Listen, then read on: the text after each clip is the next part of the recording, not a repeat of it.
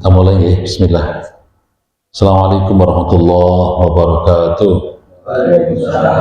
Alhamdulillahirabbil alamin wa bihi nasta'inu ala umuri dunya waddin. Wassalatu wassalamu ala asyrofil anbiya'i wal mursalin sayyidina wa maulana Muhammadin wa ala alihi wa sahbihi wa sallim ajma'in, amma ba'd. Bapak Ibu jamaah salat Isya yang berbahagia, mari pada kesempatan yang berbahagia kali ini kita senantiasa memanjatkan rasa syukur kita kehadirat Allah Subhanahu wa taala atas limpahan karunia nikmat anugerahnya sehingga kita bisa menjalankan sholat Isya dengan berjamaah. Semoga apa yang kita lakukan berupa sholat Isya berjamaah diterima di sisi Allah Subhanahu wa taala. Amin ya rabbal alamin.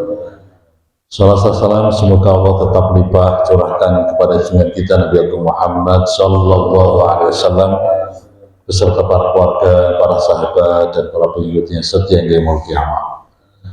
Bapak Ibu hadirin rahimakumullah, pada malam hari ini kita ingin membahas tentang persiapan Ramadan ya, dan tafsirnya saya katakan tafsir tematik, tafsir maudhu'i.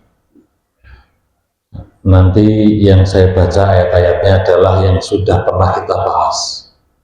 Jadi ada 3 atau 4 pertemuan saya membahas ayat ini, tapi pada malam hari ini saya coba untuk menyampaikan di satu majelis ini.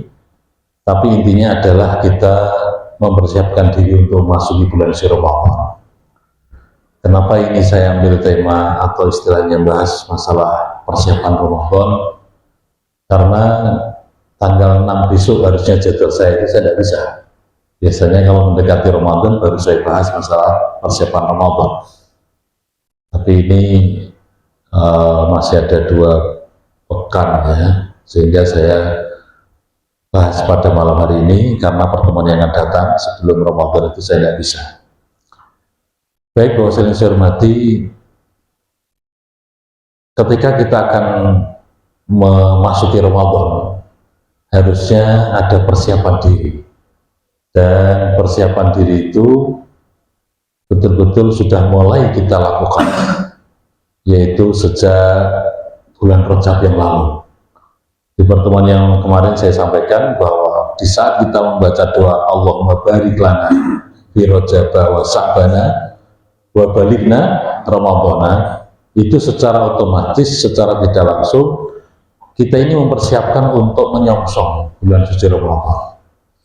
Jadi artinya begitu agungnya itu Ramadan, sampai jauh hari sebelumnya itu sudah disiapkan.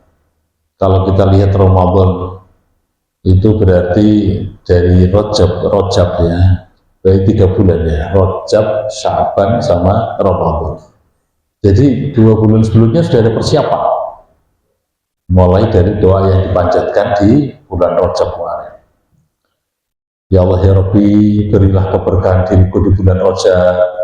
Ya Allah ya Rabbi, berilah keberkahan pula di bulan Sya'ban, dan sampaikanlah umurku ini sampai bulan suci Ramadan. Jadi ini merupakan doa yang menjadikan diri kita ini betul-betul ada kesiapan untuk memasuki bulan suci Ramadan.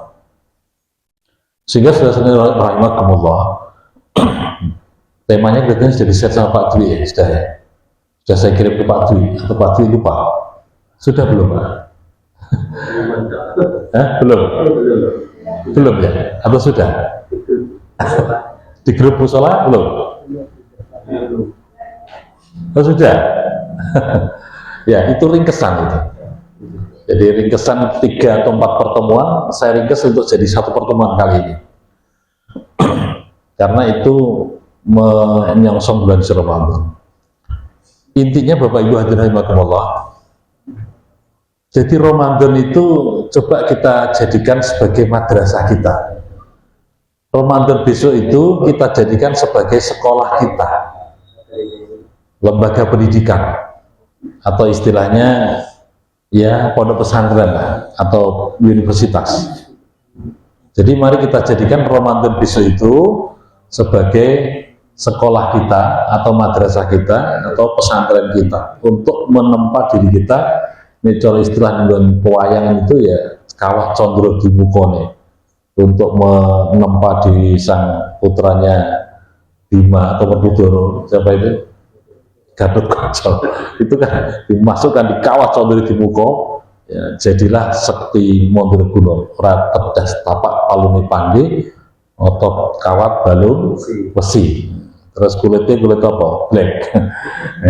Jadi artinya begitu sektinya itu, sampai putra-putranya siapa itu Werkudara itu betul-betul memang sakti. Ada yang kelebihannya bisa terbang, siapa itu? Gatotkaca itu ya.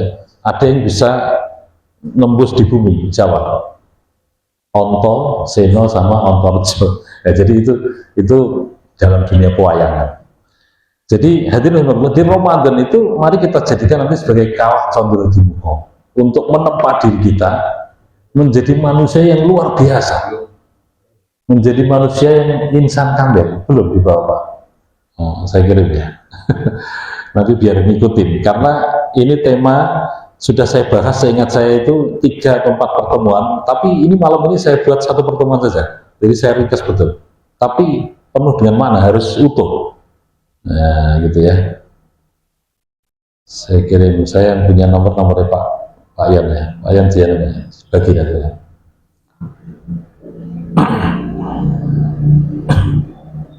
Silahkan Pak Yan di-share ke grup. Oh, belum tak hidupkan.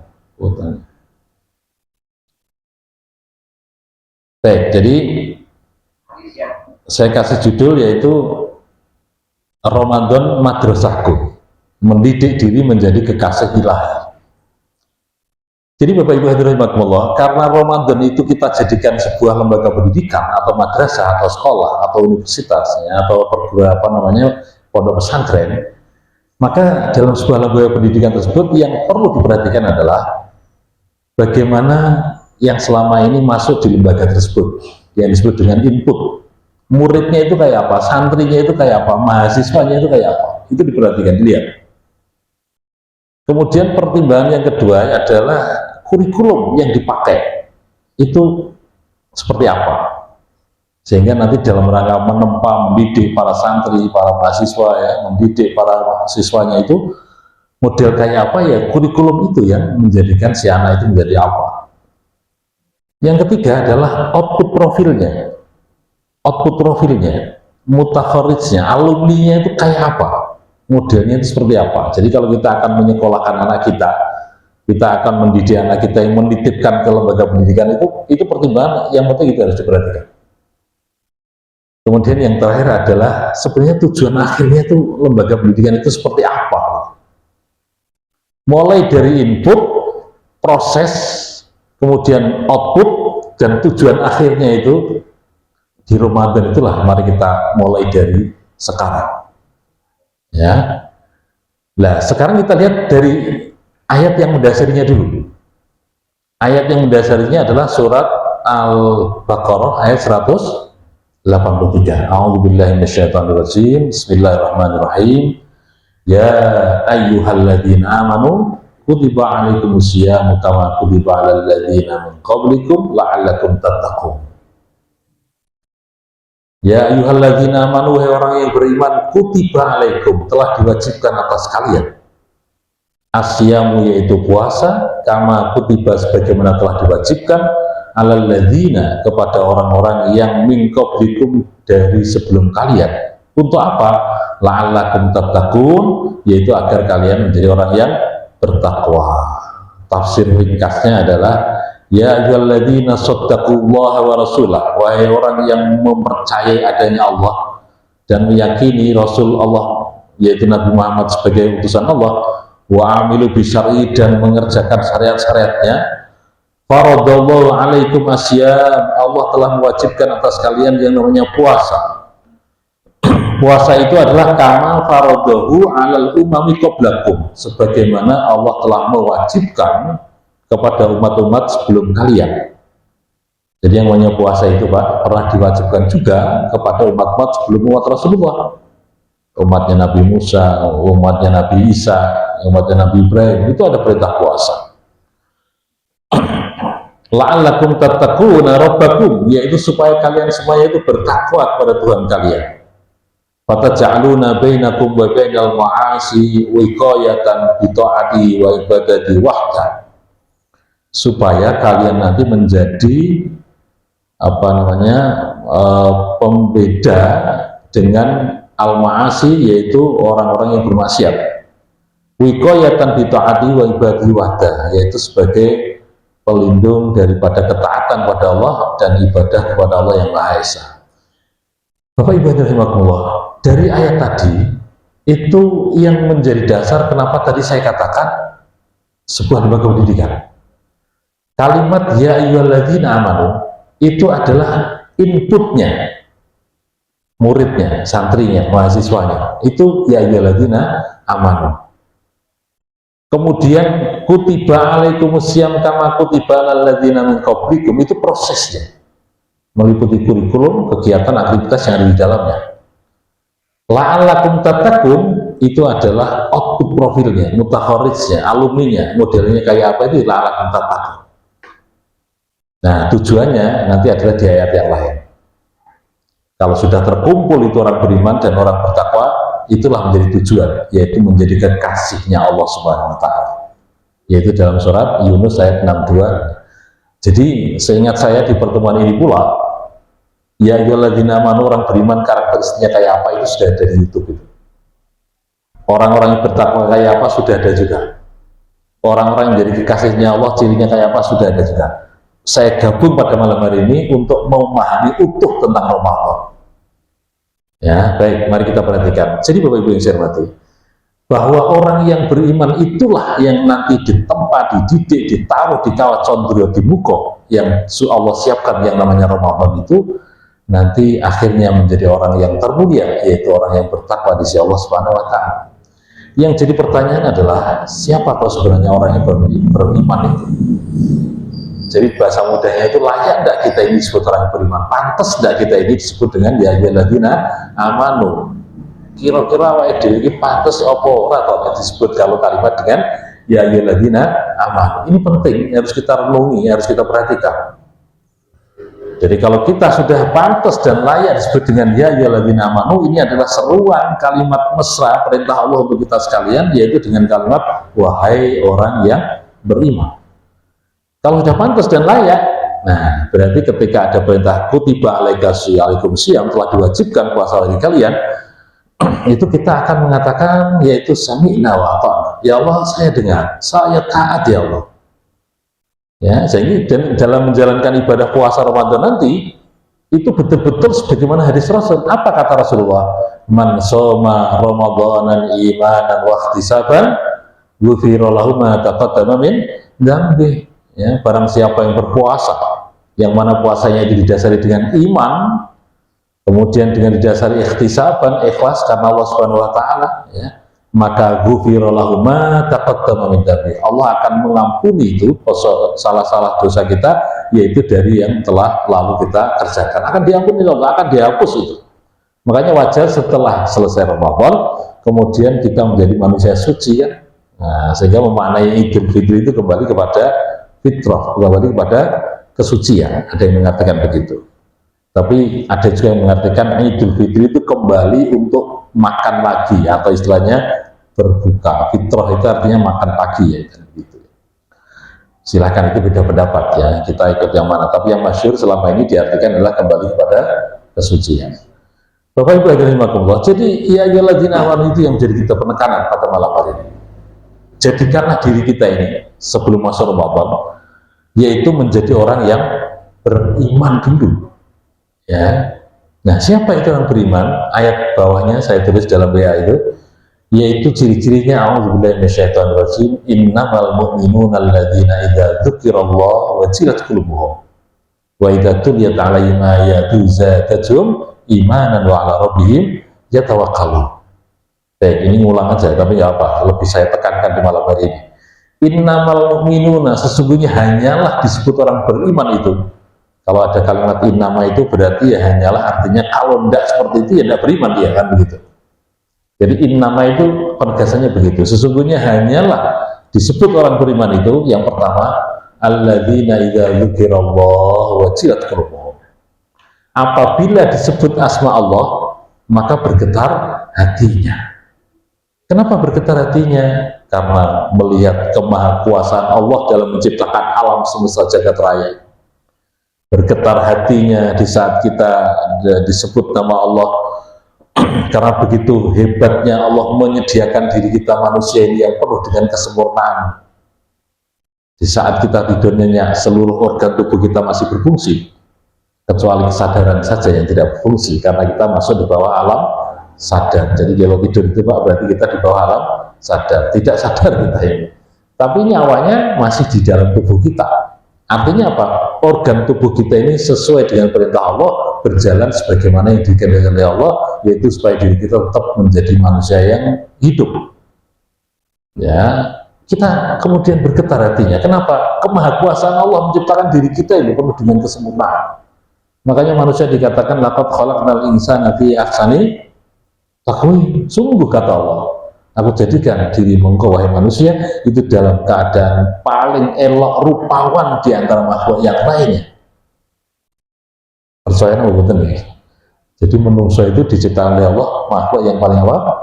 Cakep, paling ganteng, paling ayu, paling rupawan. Ini orang percaya ya madake rupa ning gua kreo.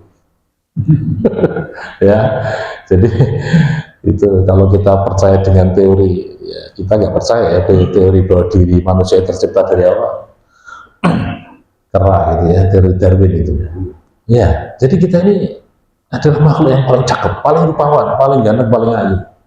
Terbukti apa? Ya, kesempurnaan Allah ciptakan diri kita, dikasih hidung. Hidung kita kok ya arahnya ke bawah, bukan ke atas. Ini arahnya ke atas, hidung itu kalau pas hujan mesti megap-megap. Karena apa? Kemasukan air kan gitu loh. Kemahakuasaan Allah dalam menakdirkan diri kita, telinganya awake dhewe itu loh. Belai kok tercipta dari tulang yang sifatnya lunak, tidak tulang keras. Bayangkan kalau seandainya telinga kita tercipta dari tulang yang keras, maka saat tidur miring mesti kecedit. Kemahakuasaan Allah. Bergetar hati kita itu, ya, karena itu adalah nama Allah yang disebut. Mungkin Bapak Ibu pernah ingat ketika masa dulu zaman masih puber pertama, orang yang kita cintai lawan jenis di saat disebut namanya oleh orang lain, minggu nanti mesti berodok, ya, karena ada sambungan rasa senang dan cinta.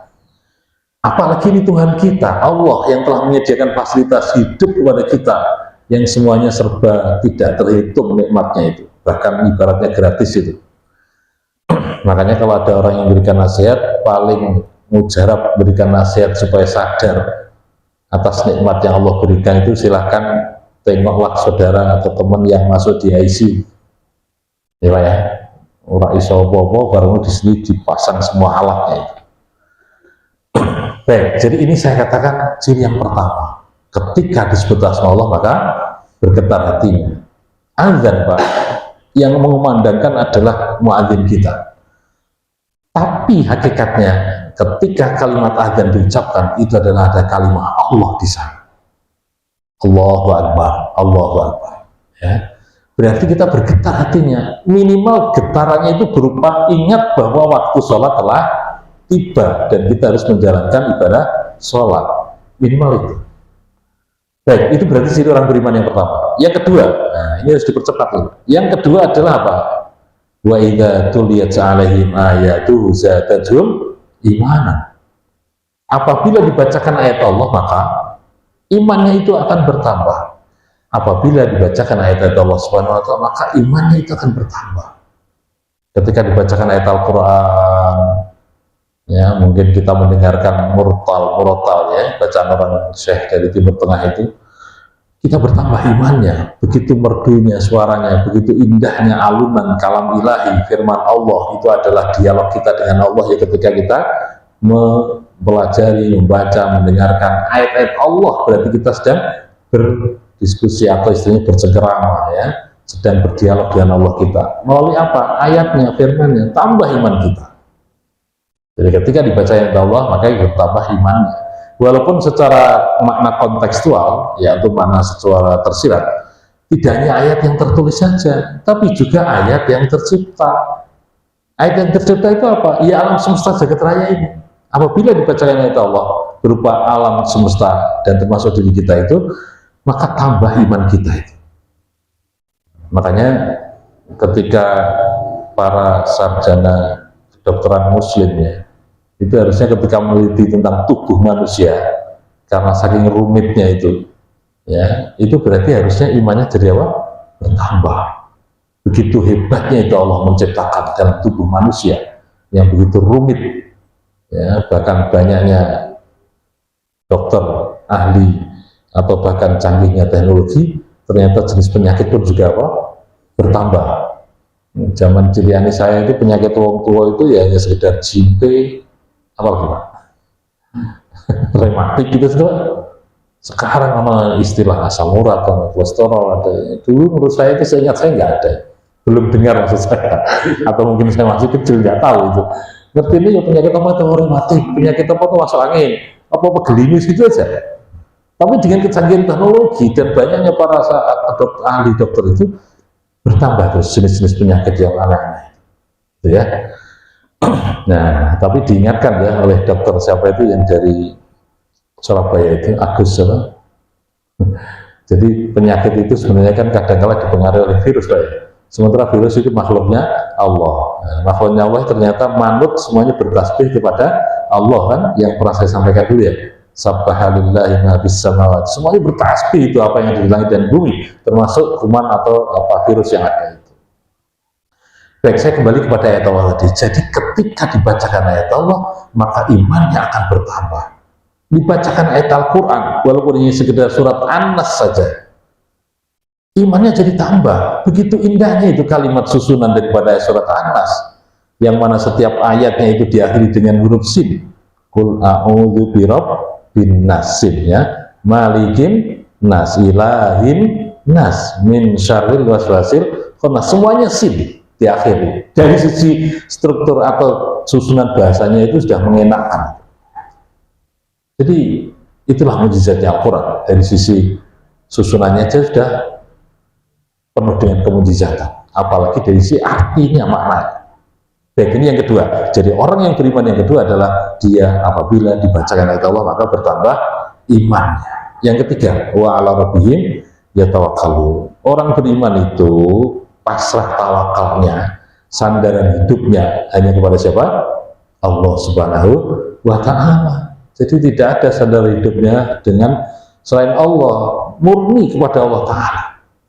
Makanya Bapak Ibu yang saya hormati, ketika kita diberi kekayaan yang ada itu, bukan berarti semuanya memberikan solusi kalau tidak menyandarkan diri kepada Allah. Allah kasih kepintaran, kecerdasan kita. Bukan semuanya memberikan solusi kepada diri kita, semuanya praktek menghadapi kehidupan di dunia ini, tapi tetap harus disandarkan kepada Allah Subhanahu wa Ta'ala.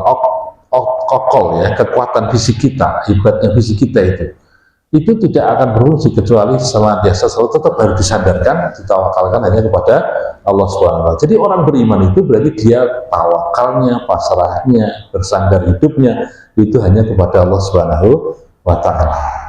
Yang keempat, alladzina yuqimunas shalah. Orang beriman itu selalu mendirikan sholat.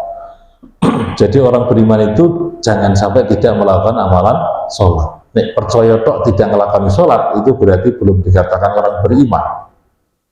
Ya, jadi alladzina yuqimunas shalah yang keempat berarti dia harus mendirikan sholat, menegakkan sholat. Maka kenapa dalam ayat tersebut kok ayatnya yuqimuna, artinya adalah mendirikan, mengistiqomahkan di dalam menjalankan amal ibadah yang namanya sholat. Itu namanya yuqimuna.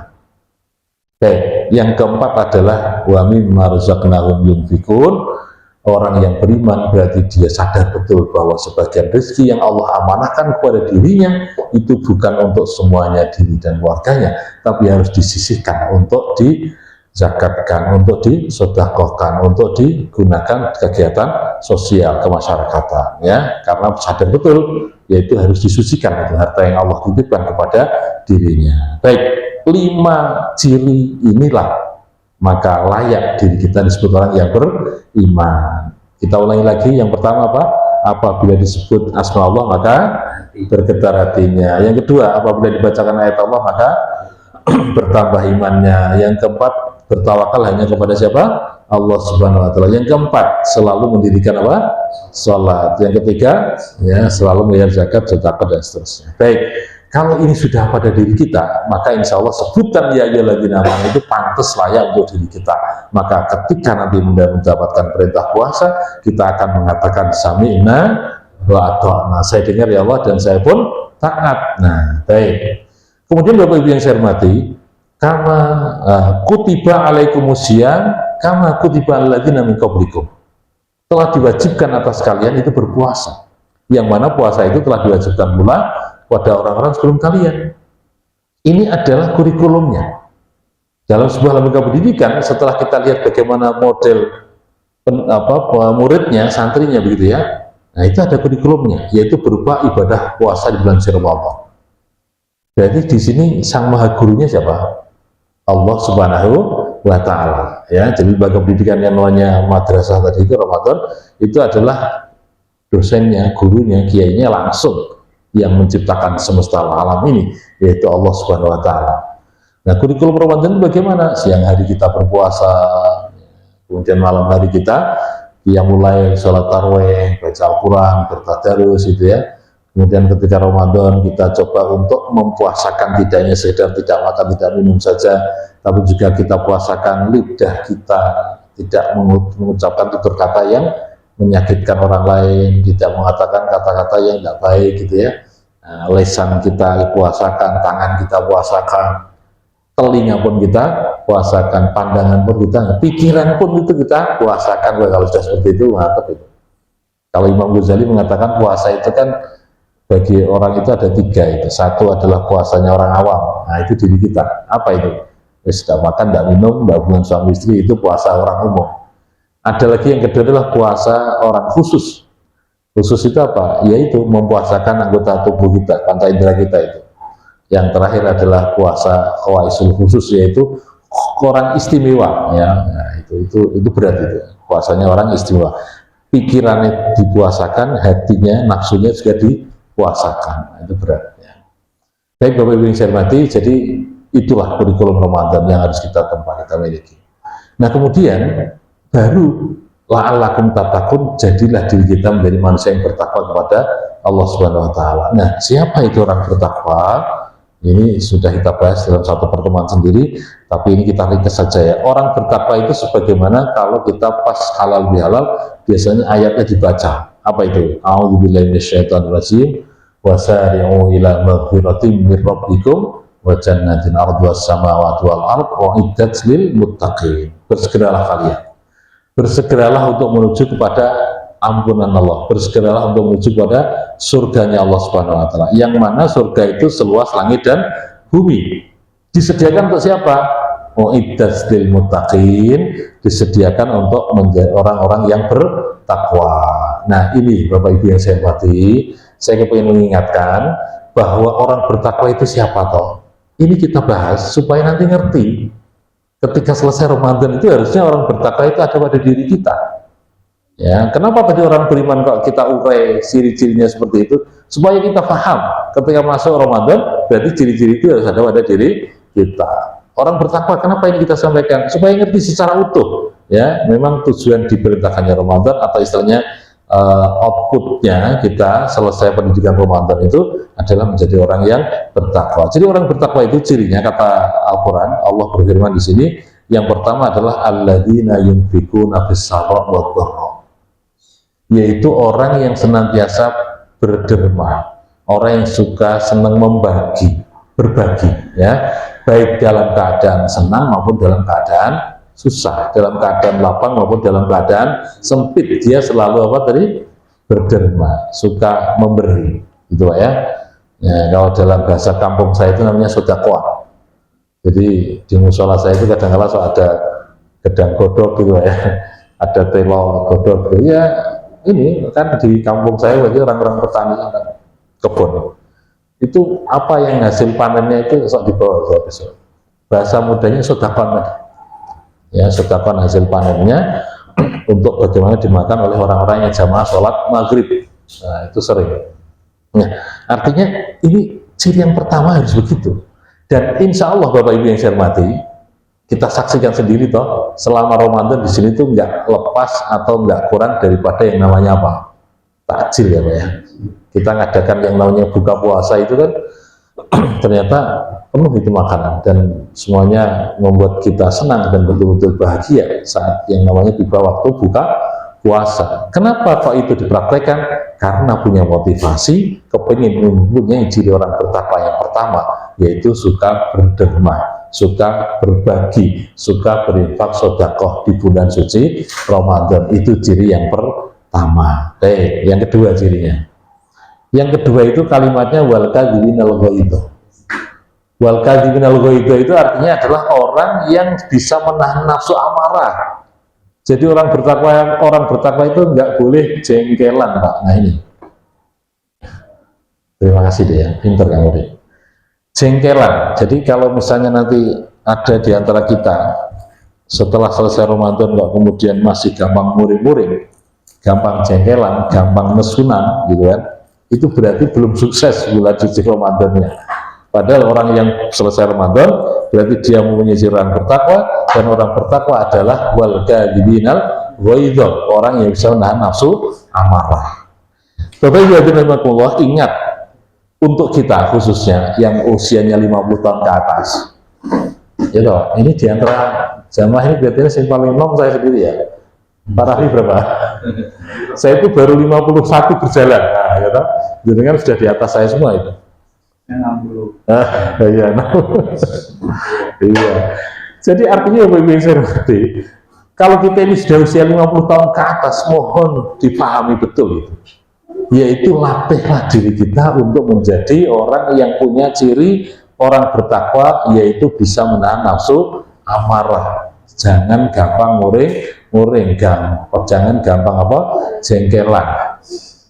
Ya, terutama ketika kita sudah mempunyai putra yang sudah besar-besar, apalagi yang sudah punya menantu. Nah ini kadang-kadang saya menantu, ya toh? Punya menantu itu maksud saya begini loh. Kalau ada persoalan di antara mereka, anak kita dengan mantu kita itu kita pun nanggapinya sebagai orang tua harus apa? Sabar, jangan emosi, gitu kan? Nah itu. Jadi artinya apa? Kita dididik oleh Allah Subhanahu wa taala. Wal kadhiminal ghaidha ini penting. Ya, jangan sampai kita suka amarah. Baik.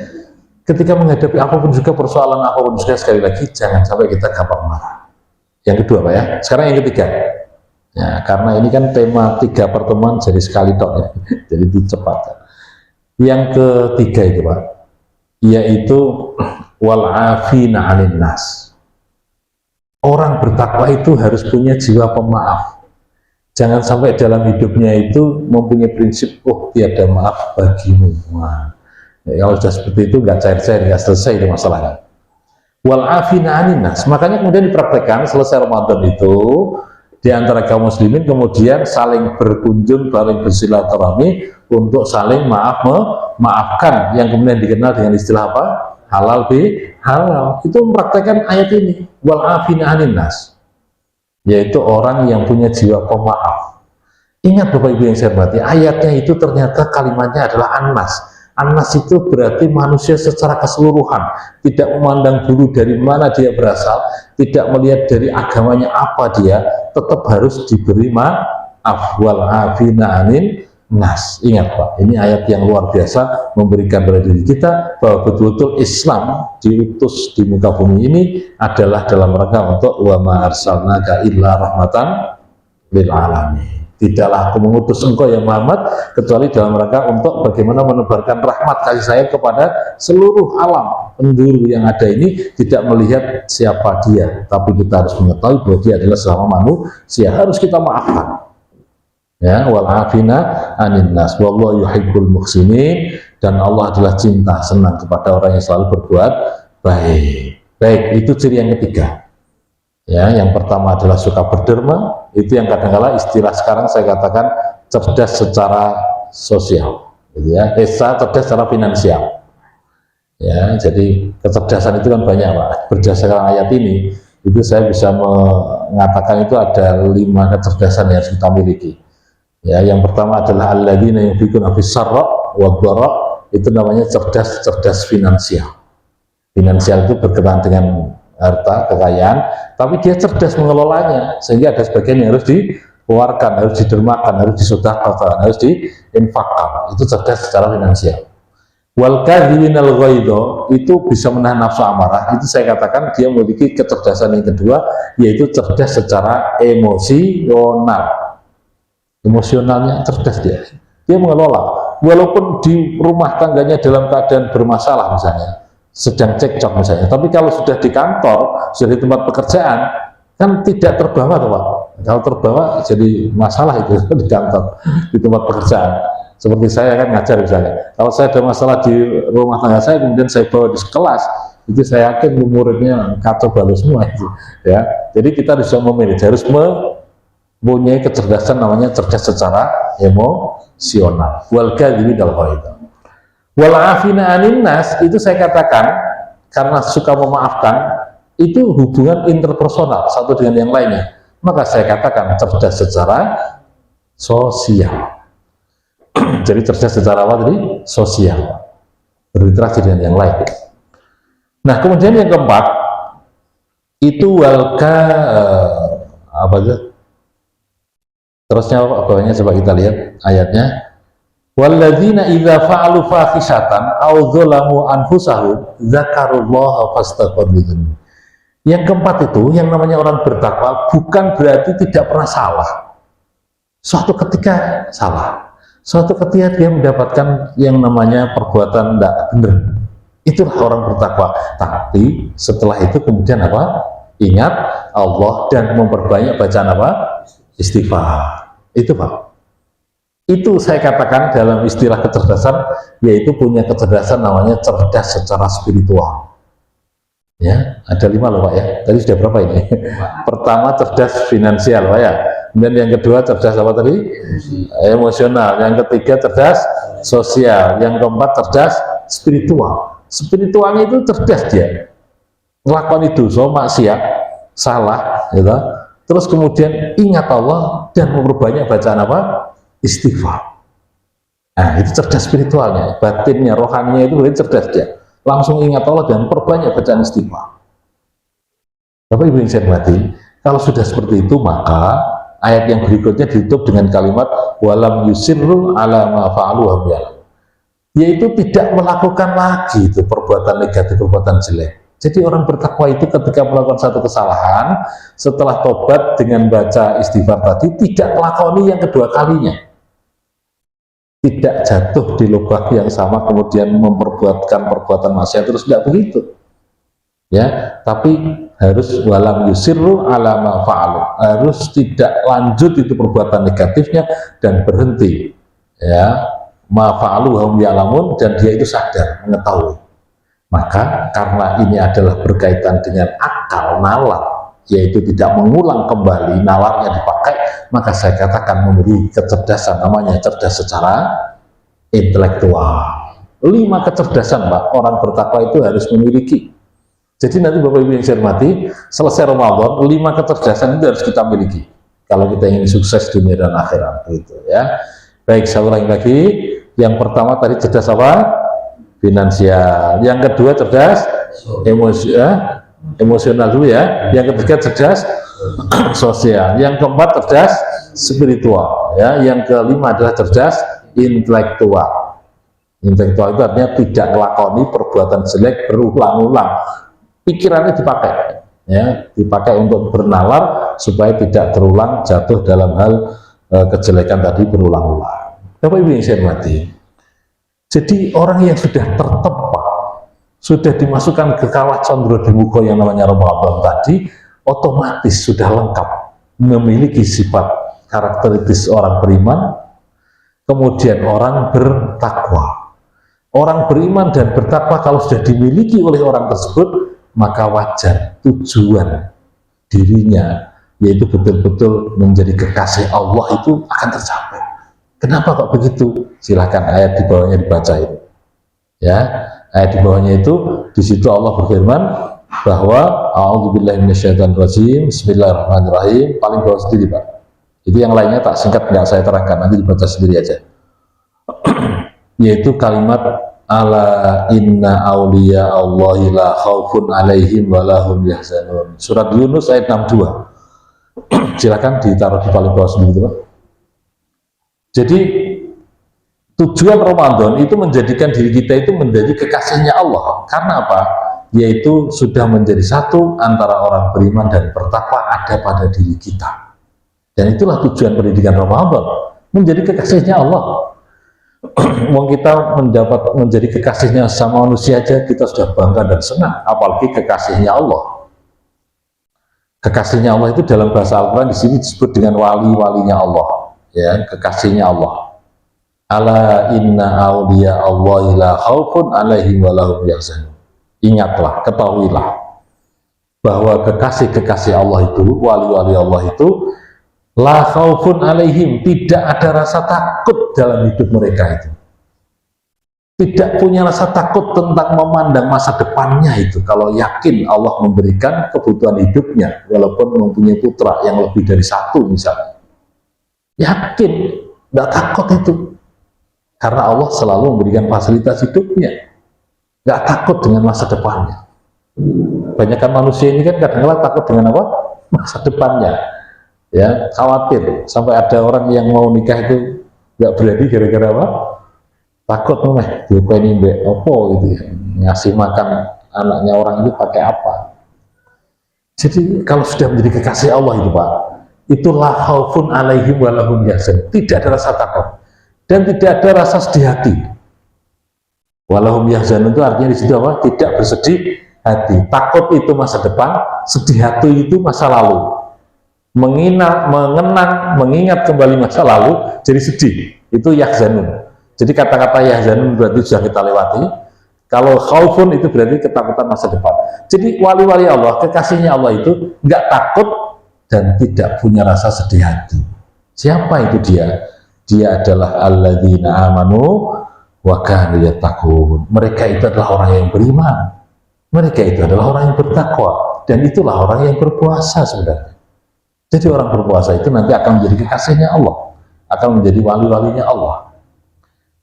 Karena ayat ini untuk kita Bapak Ibu yang saya hormati, berarti diri kita pun bisa sampai derajat kualitasnya itu menjadi wali, menjadi kekasih Allah.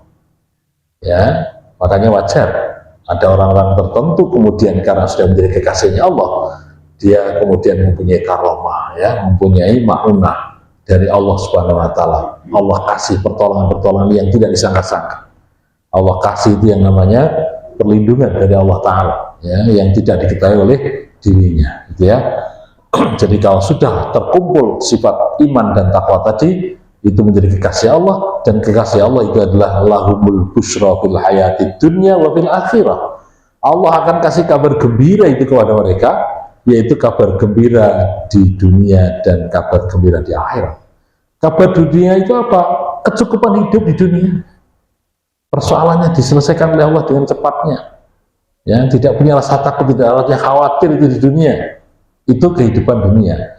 Juga kehidupan di akhirat. Ya, kehidupan akhirat pun juga mendapatkan kenikmatan, yaitu apa? Surganya Allah Subhanahu wa Ta'ala. La tabdila li kalimatillah. Jika akan ada perubahan bagi janji Allah itu, dzalika wal fawzul adzim. Demikian itulah kemenangan yang agung yang diberikan kepada orang beriman dan bertakwa. Bapak Ibu yang saya hormati, jadi ini mari kita miliki kurikulum Ramadan, kita kuasai dengan kita belajar tentang tata cara atau istilahnya fikihnya Ramadan, yang membatalkan itu apa saja, ya, kemudian bagaimana cara niatnya dan semuanya itu silakan dipelajari. Ilmunya Ramadan itu dikuasai, itu namanya kurikulum Ramadan. Kemudian kita praktekkan, ya, di siang hari kita berpuasa. Jadi pengetahuan tentang Ramadan silakan dibaca sendiri Pak, ya, namanya fikih Ramadan. Silakan dicari itu di Google itu fikih Ramadan, apa aja dibaca aja itu. Ya, itu sebagai bukti ilmu kita mempelajari, menguasai daripada ilmu-ilmu Ramadan. Baik, jadi itu sudah utuh saya sampaikan supaya kita nanti betul-betul menjadi manusia yang disebut dengan kekasihnya Allah, Sehingga kalau sudah jadi kekasih Allah, itu apa yang kita ingini itu mudah dikabulkan oleh Allah Subhanahu wa taala. Jadi yang namanya kekasih itu kan berarti dekat sekali itu sama yang dikasih kan. Ya, otomatis kan apa yang kita minta, bahkan tidak kita minta itu sudah dikasih. Ya, namanya juga orang dicintai kan, orang yang dikasih.